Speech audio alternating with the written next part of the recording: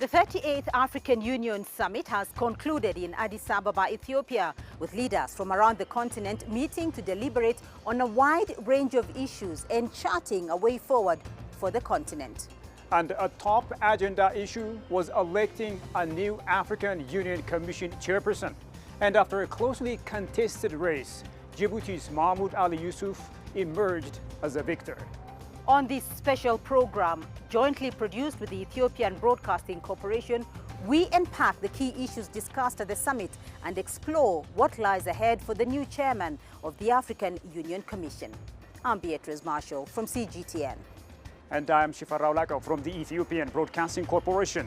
Welcome to this special edition of Talk Africa, coming to you from Addis Ababa, Ethiopia.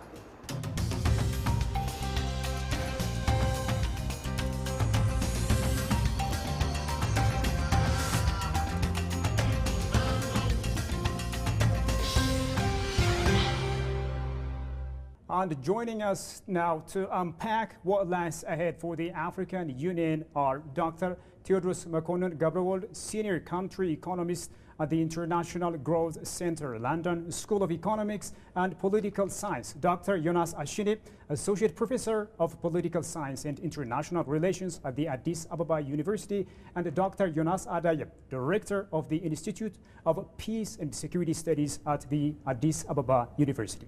Dr. Jonas Adaye, talking about the incoming AUC chairperson, who is a long-standing diplomat, having served as a foreign minister for over 2 decades, how will his experience shape the way he will deal with some of the major issues Africa faces, which are both complex and diverse? I fully agree. It is both complex and diverse. And at the same time, this person has the soft skills of communication with different levels. He could pick up a phone and call the Minister of Foreign Affairs of any country because of that asset that he's bringing to the office. And number two, he knows Africa's landscape, the eastern part, the western, including the diaspora as well, as we see from his performance and his CVs as well. These really are assets. And number three, I'm sure he could also possibly engage because it's coming from Djibouti, and Djibouti is, let me use this from philosophy of science, it is a place crucible where all large, powerful countries are there, so as to not scrambling for Africa, but at the same time, looking for military bases on the Red Sea.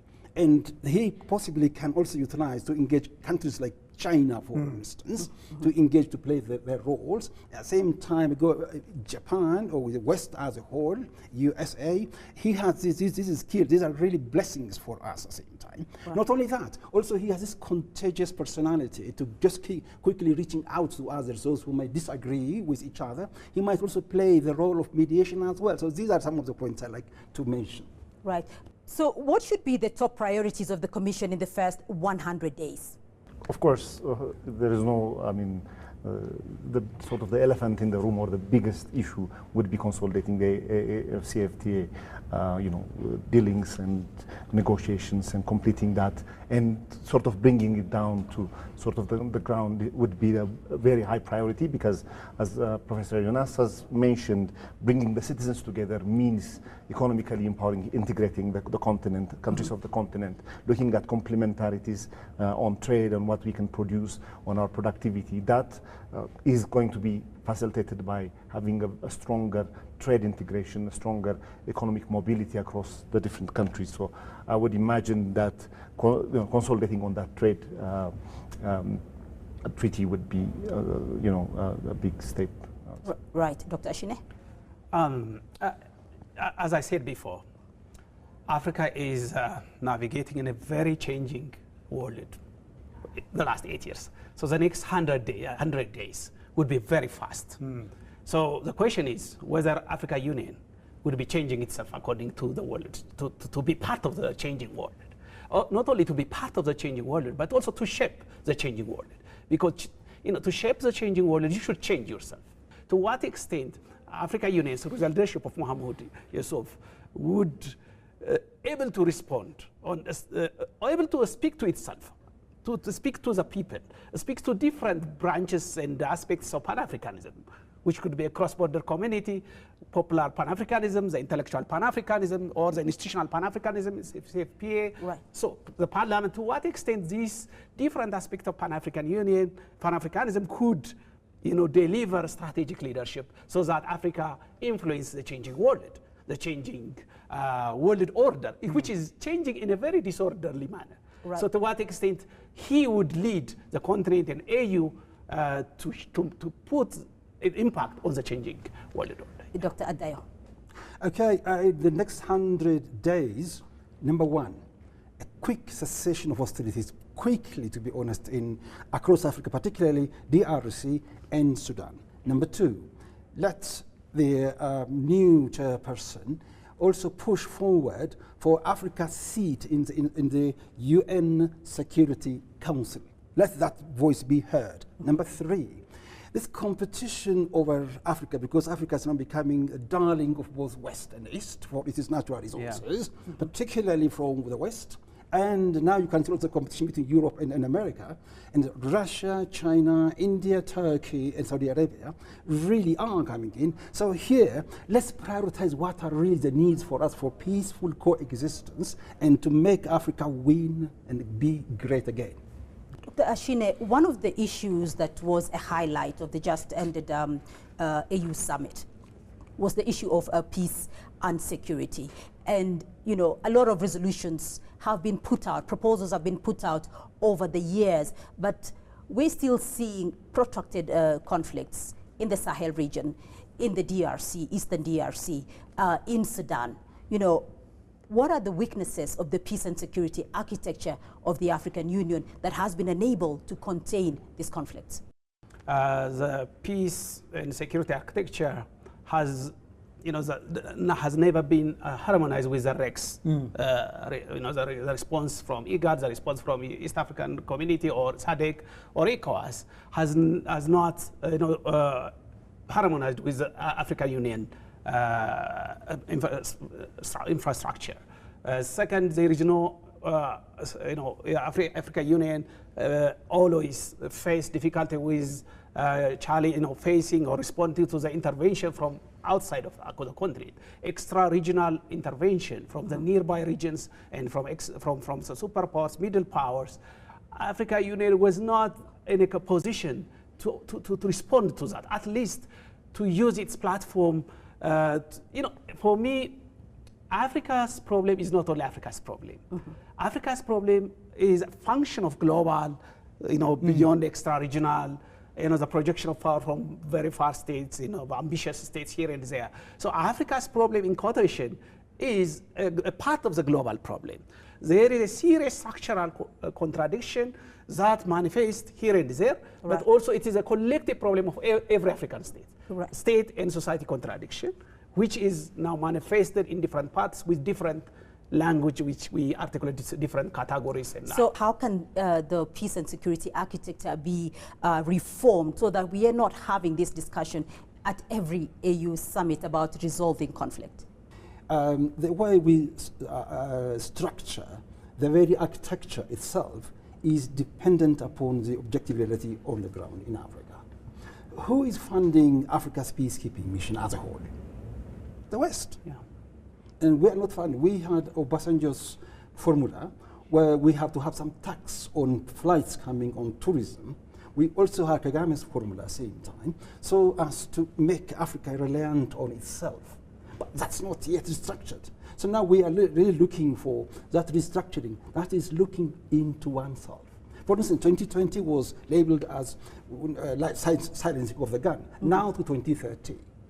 Simply because it tells you misreading or scanning of the field, not correctly. So you really have to be well informed of what global security looks like, and then international or regional, and finally the local. Should your analysis must be based on that scientific research, and then, without any fear, look back into yourself, make that APRM work, and look at also the local capabilities, and we really can reshape if we say we can, simply because, as I say, where there is a will, there is a way. As you know, the African Union has set up African Credit rating agency, right? So why has the AU taken such action, and how will it work considering the fact that Africa is a borrower from external lenders? Oh, that's an important point. Now, credit markets in general, and we have to really differentiate between making sure Africa has a credit rating system and how would it be different from global credit rating systems, and is there a particular issue that Africa is dealing with when it comes to global credit rating system that necessitates it, right? So we need to understand the capacity of that person to, to adhere to the laws within that financial transaction, so to speak. That's what credit rating, companies or credit rating systems, that's what they inform. They inform to the best of their ability, the ability of that person or that entity to repay the debt. Now, there have been incidents where African countries have been really disappointed with global credit rating systems, saying that they really do not have a good understanding of the capacities of the countries. And in certain cases, it's true, because some countries have grown really rapidly, and some of the parameters used to judge their capacity did not turn out to be right. So an African credit rating system has to take into consideration fundamental abilities, but it has to adhere to international principles of providing the information needed for those lenders to have that confidence to lend the continent money.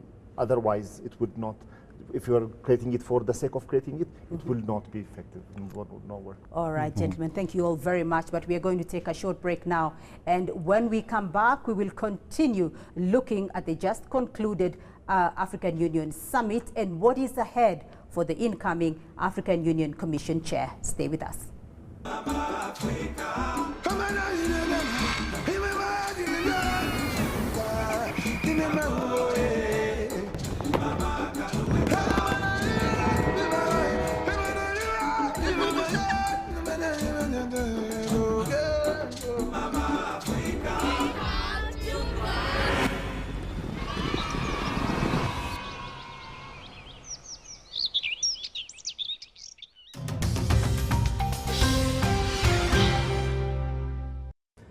Well, ladies and gentlemen, welcome back to the program. Still with me are Dr. Jonas Ashini, Dr. Theodorus Makonnen, and Dr.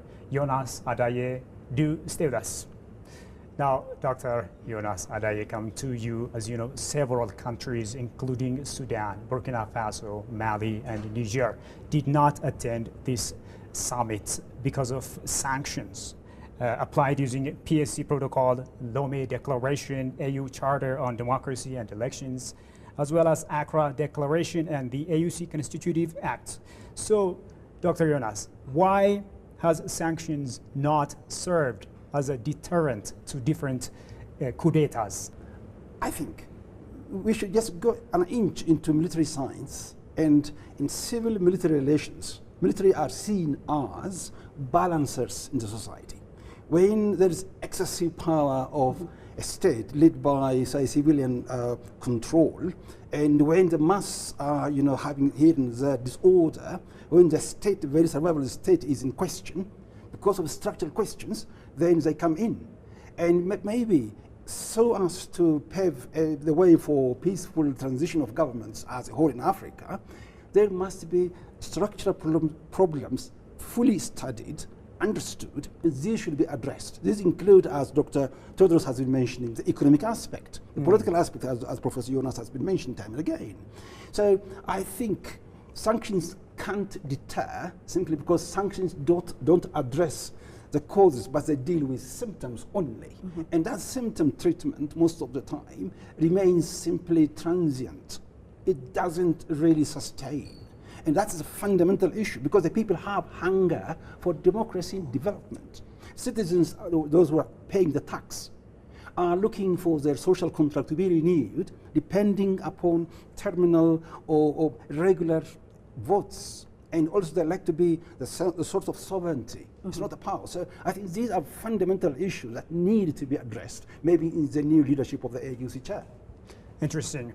Coming to you, Dr. Jonas Ashini, what new reforms need the AU undertake most of the protocols which really justify, which stipulate sanction as an instrument of,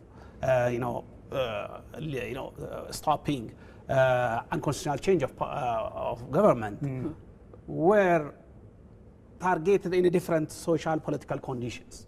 Now the coup d'etats happening in our time are happening in a very different, dynamic, turbulent political social conditions. Sometimes it is these coup d'etats we hear from the people are a response to colonial conditions in our time. So AU's old documents, AU's old constitutions, and which stipulate instrument to respond to coup d'etat has to be revised. We need a new protocols. We need a new response. First, to tackle the crisis, the structural problem between the state and society in Africa, which we all Africans share. The nation state is failing. It's a crisis. So we are not building a stable political community in each country in Africa. Yes, some countries remain stable, but the problem is there. So if we have to think seriously about reform when it comes to AU, it has to speak to Africa itself.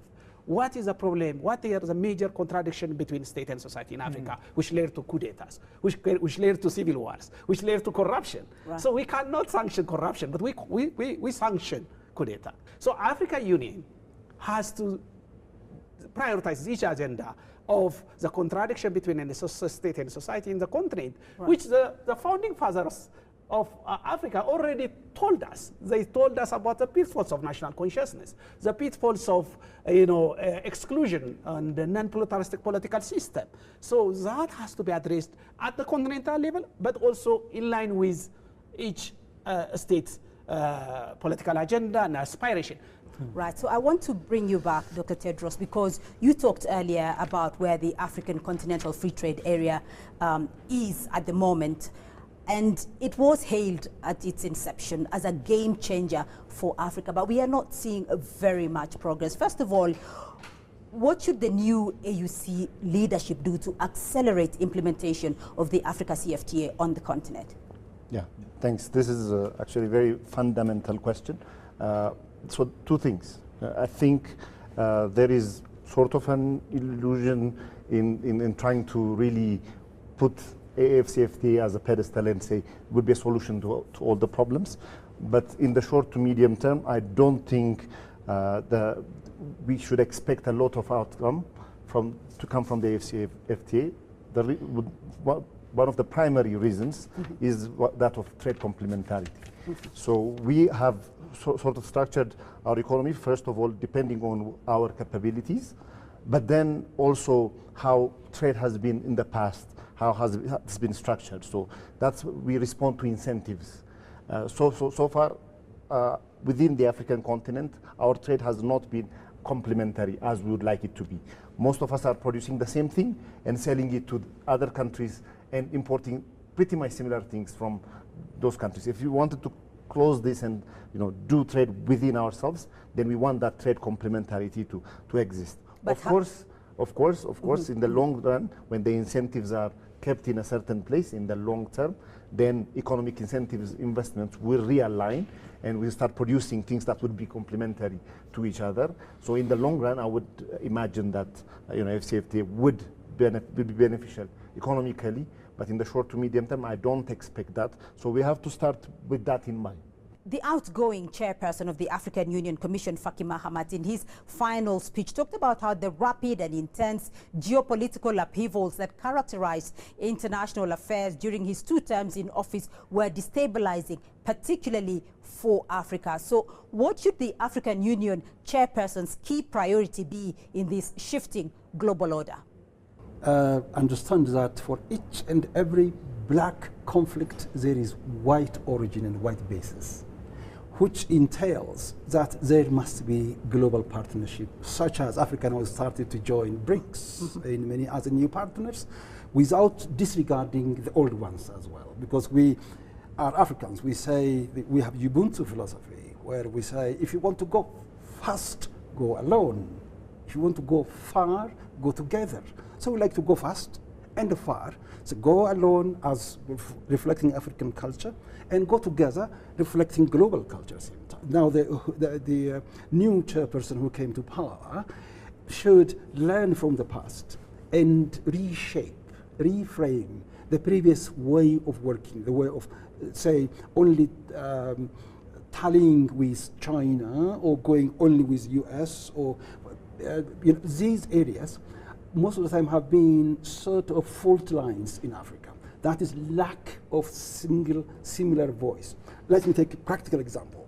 When NATO decided to invade Libya, some of Africans themselves went first to invite the NATO, while other Africans were vehemently opposing NATO's coming into Africa, because it should have been an African-led solution. So as to avoid such discrepancies in our action, I think having that a similar voice to me is absolutely important. Thirdly, we must also be strategic enough. Right. My brother was mentioning that AfCFTA, African Continental Free Trade Area, you also need free visas, freedom of movement. The security issues must be addressed for any economic development, and most importantly, make Africans own their own continent. Dr. Jonas, coming to you, as you know, Africa is now, the AU is in the G20, and a number of African countries are also joining the BRICS. And also there is this push to get Africa a seat at the UN Security Council, which in a sense means Africa already sits where it matters. So how should the AU leverage its membership at the G20? Oh, okay. I have to connect the two questions because they speak to each other, right. One another. One, I think now we have a new geopolitical order. A new geopolitical order defined by unilateralism, decline of multilateralism, and the crisis of the Bretton Woods institutions, or their corruption, or their intervention in Africa, and also nationalism in Europe and in the United States. So Africa has to, if we have to talk about reform and building up of leverage for negotiation at a global space, Africa has to unite itself into at least has to number or bulleting 1, 2, 3: environment, right. Trade negotiation, environmental negotiation, climate change negotiation, food security negotiation. All these negotiations should go through African Union. Right. In that case, Africa would have a capacity to respond to the very dynamic geopolitical disorder or disorderly order. So without this, African states would be partitioned and responding in a very tactical and short-term goal within the nation state that will lead to conflict not only interstate conflict in the continent, right. That will lead to further balkanization of the continent. So I want to get a comment from all of you, because there is a new leadership at the African Union Commission to change the continent. The one thing that you think, and I'll start off with you, Dr. Tedros, the one thing in your view that you think could change the continent for the better, what would that be? I would say mobility of goods, mobility of people, and mobility of ideas in general, because we are in a fast-paced, fast-changing economy. Technological progress is really progressing rapidly. We need to catch up, and for that to happen, we need to really sort of integrate and pool our resources, pool our brains, build our skills. And then, so I would say mobility is the biggest, thing to aim for. Dr. Ashine. Yeah, I mean, we have a lot of agendas to respond to, yes. But one thing I want to talk, Professor Jonas has said, pragmatism. Principled pragmatism, Pan-Africanism could be redefined, re-articulated, so that to respond to many of the challenges, many of the global, local challenges that we are facing. So one thing we have to address the historical legacy of nation state or colonial state has to be decolonized. Second, we have to respond to the situational dynamics, which is Congo, which is Sudan, which is Ethiopia, which is many parts, which we have to respond to the global and also continental challenges that we have through new Pan-African articulation, which we expect from AU through the leadership of Mohamed Yusuf. And third, we have to imagine the future. Where do Africa wants to go? collectively. What is our politics of imagination? What is that? Do we agree here? Do we know it? So African Union here in Addis, we have a headquarter. I'm sorry to say, the headquarter is like a monastery, a political monastery, which it is very difficult for professors in Kenya or in Ethiopia to address, to enter, to visit, even to take picture. That is symbolic depiction of the limitation of African Union. Africa has to speak to itself through African Union. That's what I am saying. Dr. Adayo. You said one thing, one single thing, governance. Let's see the governance aspect, modernize it. We are now dealing with AI, how to use AI. Yeah. Just bring up, modernize your technologize. It should be led by research, should be led by information, led by knowledge. We should create knowledge-based economy, knowledge-based democracy, knowledge-based governance. For instance, someone coming from Kenya to invest in Ethiopia. You know the bottlenecks here and there, to be honest, for you to get something, one thing to be done, it might take you 10 days. You have to modernize that. The same is true with this accountability, trusting the people. So there must be the following three things. Number one, create consensus across the people and the state. Number two, there must be trust. And number three, let's kill down this fighting culture. Let's start talking culture, discussing culture, because Africans, we have this very rich culture at the same time. We are rich. So how should the AU and China continue and foster their close collaboration in the future, especially now under the new AUC chairmanship? China-Africa relation, the focus is on people-to-people relationship. How to deal, trade in a very positive manner on a win-win basis. Why should China need Africa? Why should Africa need China? Africa's philosophy of Ubuntu, as we say, this togetherness, communality. The same is true the yin-yang philosophy of China, coming from Confucius philosophy, is again working with others so as to have a shared future, a common future. I was listening to my brother Jonas here, the contrast between imagining and remembering. If you are focusing on remembering, you are always looking back. If you are imagining, you are looking forward. So here, this is creating common future, to me, is extremely important when you have also special friends as well. For instance, those who were standing for you, where you depend during colonialism, for instance, at the same time engaging on economic development. And this tangible evidence must also be there. At the same time, China has never said, take only me, ignore others. No, do with all. If you want, you can learn my way of doing developmental state, for instance, or socialism with Chinese characteristics, if it works for your country. Right. So I think such cooperation, to me, seems to be bridging the past, the present with the future, and creating all future which is bright, better for all. Thank you very much again. Thank you very much, gentlemen, for your insights, indeed. And that's all for this special program. A big thank you to our guests, Dr. Tewodros Mekonnen-Gebrewold, Senior Country Economist at the International Growth Center, London School of Economics and Political Science, Dr. Jonas Ashine, Associate Professor of Political Science and International Relations at the Addis Ababa University, and Dr. Jonas Adaye, Director of the Institute for Peace and Security Studies at the Addis Ababa University. And a big thank you to the entire crew from the Ethiopian Broadcasting Corporation here in Addis Ababa, Ethiopia. I'm Beatrice Marshall from CGTN. And I'm Shifarao Laka from EBC. Goodbye for now from Addis Ababa.